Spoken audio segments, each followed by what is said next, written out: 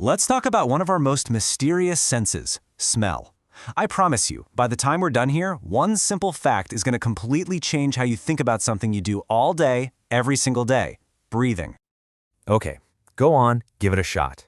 Really try to conjure up those scents. You know that rich, earthy smell of rain hitting hot pavement?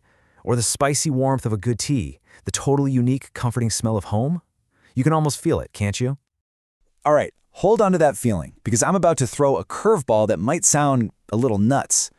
What if I told you that none of those smells actually exist out there in the real world? That's right, the amazing scent of a rose, the not-so-amazing stench of garbage, the aroma of your morning coffee, they are not in those things. They are elaborate, totally personalized stories that your brain is telling you. And today, we're going to figure out how it pulls off that magic trick. So, let's dive in and start peeling back the layers of this incredible illusion. To understand how the brain creates smell, we first have to look at what it's even working with. So the fancy scientific term is olfaction. And get this, it's our most ancient sense. I mean, long before any creature on Earth could see or hear, it could detect chemicals. And unlike sight or sound, which are all about waves, smell is physical. It's about actual tiny bits of the world literally flying into your body. On the surface, the process seems pretty straightforward.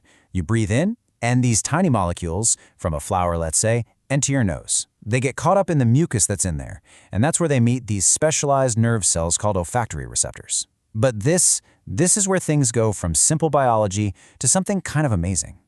Because from that one simple interaction, your nose and brain can tell the difference between a truly mind-boggling number of scents. For the longest time, scientists figured, maybe 10,000. The real number? Well, estimates now put it at least 1 trillion. Yeah, a trillion with a T. How on earth is that even possible? Well, it turns out your nose has this kind of hidden superpower. It's an incredibly clever and elegant system for making sense of this massive chemical world. And what's so incredible is just how efficient the whole setup is. High up inside your nose, there's a tiny patch of tissue, no bigger than a postage stamp. It's called the olfactory epithelium, and that little patch holds all of our smell receptors, about 400 different kinds. Now, I know what you're thinking. 400? To get to a trillion? No way! But here's the genius part. It's not a one-to-one system. The system works using what's called a combinatorial code. The best way to think of it is like a biological password. Every scent molecule that enters your nose has to activate a very specific combination of those receptors to get identified. So for instance, let's say the smell of coffee zaps receptors A4, B2, and G9. That's its password.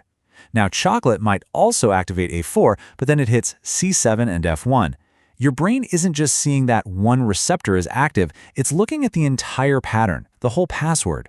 And it's that unique combination that lets us tell apart two smells that might be really, really similar. This whole decoding thing happens almost instantly. But there's another reason smell feels so immediate, so powerful, and so emotional. It's because smell gets a special VIP express lane right into your brain.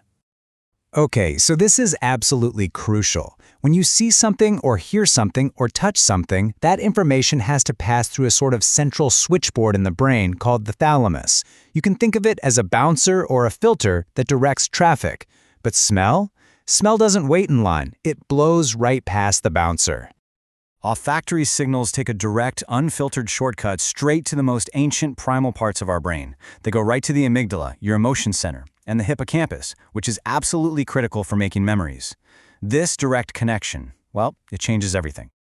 This phenomenon is exactly why one whiff of cinnamon can instantly rocket you back to your grandmother's kitchen, or why a certain perfume can bring back a flood of memories from a first date.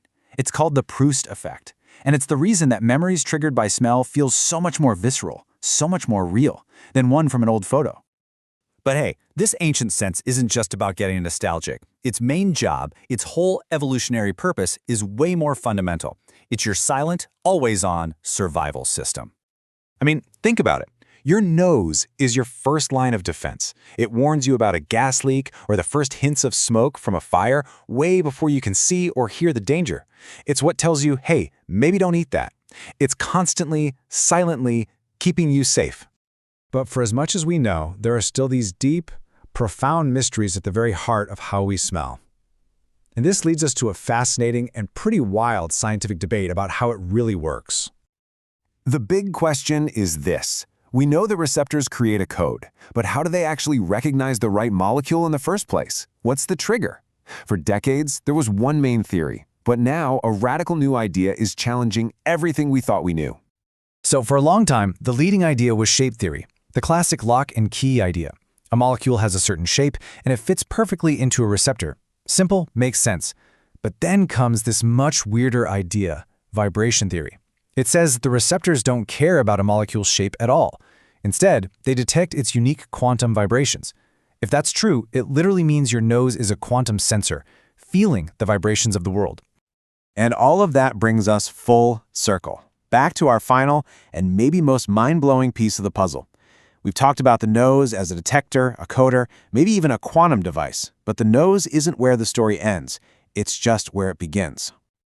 Look, your nose does all this incredible work, detecting trillions of chemical combinations and translating them into signals. But at the end of the day, that's all it is, a super sophisticated piece of hardware. It doesn't actually experience smell.